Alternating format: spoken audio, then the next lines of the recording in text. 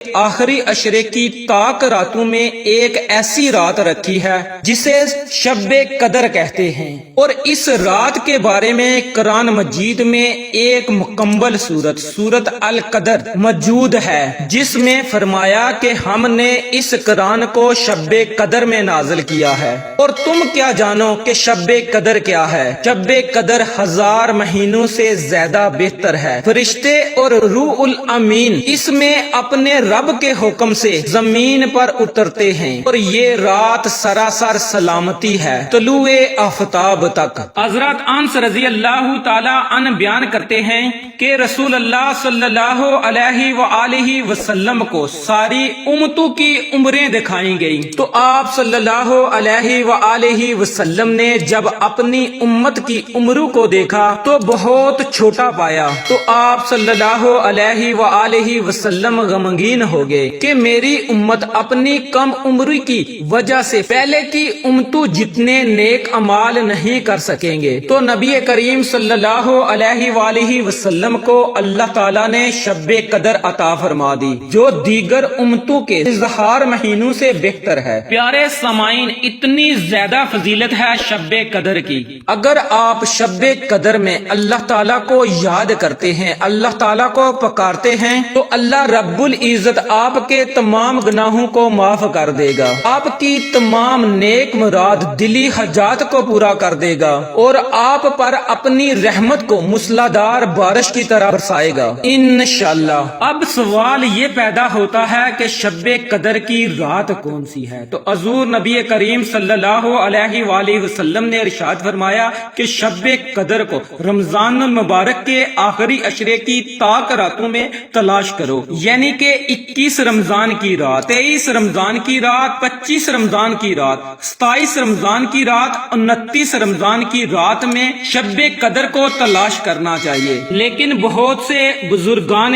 دین اور علماء کرام نے اس بات پر اتفاق کیا کہ وہ رات 27 رمضان کی رات ہے، لیکن حقیقت میں اس رات کے بارے میں کسی کو پکا پتہ نہیں کہ شب قدر کی کون سی رات ہے۔ یہ رمضان المبارک کے آخری عشرے کی طاق راتوں میں سے ایک رات ہے، اور یہ رات گھوم پھر کر آتی ہے، یعنی کبھی 21 رمضان کی رات کو، اور کبھی 23 رمضان کی رات کو، اور کبھی 25 رمضان کی رات کو، اور کبھی 27 رمضان کی رات کو، اور کبھی 29 رمضان کی رات کو آتی ہے۔ تو پیارے سامعین، آپ نے ان راتوں کو ضائع نہیں کرنا، بلکہ آپ کو جو اعمال بتانے لگا ہوں ان اعمال کو بھی کریں، اور ان راتوں میں خوب اللہ رب العزت کی عبادت کریں اور اپنے گناہوں کو بخشوا لیں۔ اللہ رب العزت نے یہ موقع عطا کیا ہے، ہو سکتا ہے زندگی میں دوبارہ کبھی یہ موقع ملے یا نہ ملے۔ چینل پر نئے آنے والے تمام دوستوں سے گزارش ہے کہ اگر انہوں نے ابھی تک ہمارے چینل کو سبسکرائب نہیں کیا، وہ ہمارے چینل کو سبسکرائب کر لیں، اور ساتھ ہی لگے بیل کے آئیکن کو پریس کر کے آل نوٹیفیکیشن کو آن کر لیں، تاکہ ہماری ہر نئی اپلوڈ ہونے والی ویڈیو کا نوٹیفیکیشن آپ کو بر وقت مل سکے۔ معزز سامعین، آپ نے ان 5 طاق راتوں میں جو سب سے پہلا عمل کرنا ہے وہ ہے صدقہ خیرات۔ آپ نے صدقہ خیرات اپنی استطاعت کے مطابق، اپنی طاقت کے مطابق نکالنا ہے۔ اگر آپ زیادہ صدقہ و خیرات نہیں نکال سکتے تو آپ 5 روپے، 10 روپے، 100 روپیہ، 500 روپیہ، 1000 روپیہ، جتنی آپ طاقت رکھتے ہیں، جتنی آپ استطاعت رکھتے ہیں، اتنا آپ نے صدقہ و خیرات نکالنا ہے۔ اور کوشش کریں کہ آپ نے ان 5 راتوں میں ہر رات میں آپ نے صدقہ و خیرات نکالنا ہے۔ اور اس کے بعد جو آپ نے 2 عمل کرنے ہیں ان کے بارے میں حضور نبی کریم صلی اللہ علیہ وآلہ وسلم نے فرمایا کہ جو شب قدر میں 2 رکعت نماز پڑھے،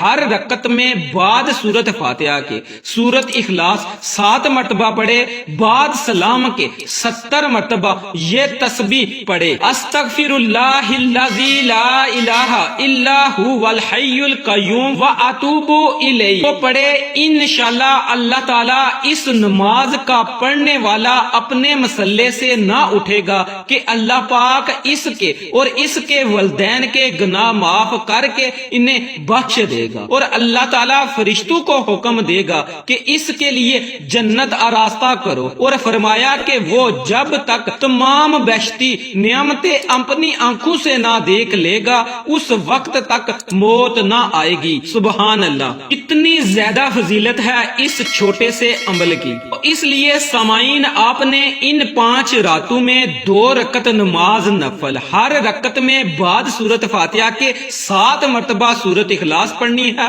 اور جب آپ ان 2 رکعت نماز نوافل کو ادا کر لیں تو پھر آپ نے اسی جگہ بیٹھے 70 مرتبہ استغفر اللہ الذی لا الہ الا هو الحی القیوم واتوب الیہ کو آپ نے 70 مرتبہ پڑھنا ہے، اور اس کے اول آخر آپ نے 3 مرتبہ درود ابراہیمی پڑھنا ہے۔ جب آپ رمضان المبارک کے آخری عشرے کی طاق راتوں میں ان 3 اعمال کو کر لیں، صدقہ و خیرات نکال لیں، 2 رکعت نماز نفل پڑھ لیں اور 70 مرتبہ یہ تسبیح پڑھ لیں، تو پھر آپ نے اپنے سر کو سجدے میں رکھ کر اللہ رب العزت سے اپنے گناہوں کی معافی طلب کرنی ہے، اور اس کے بعد آپ نے عاجزی اور انکساری کے ساتھ اللہ رب العزت سے دعا کرنی ہے کہ مولا مجھے اس بابرکت رات کے صدقے میرے گناہوں کی معافی فرما، مجھے اور میرے والدین کو بخش دے، مجھے صراط المستقیم پر چلنے کی توفیق عطا فرما، یہ جو مصیبتیں، یہ جو پریشانیاں، یہ جو مشکلات مجھ پر آن پڑی ہیں،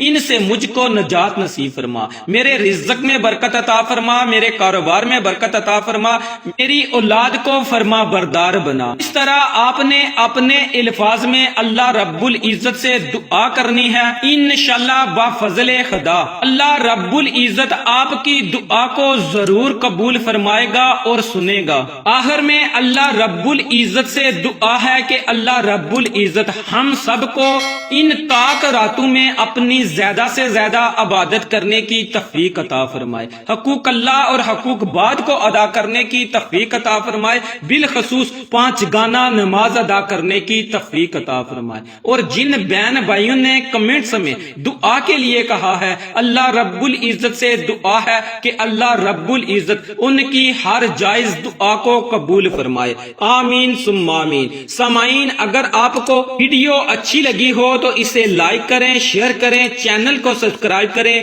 انشاءاللہ کسی نئے وظیفے اور اچھی معلومات کے ساتھ آپ کی خدمت میں دوبارہ حاضر ہوں گے، تب تک کے لیے اللہ نگہبان۔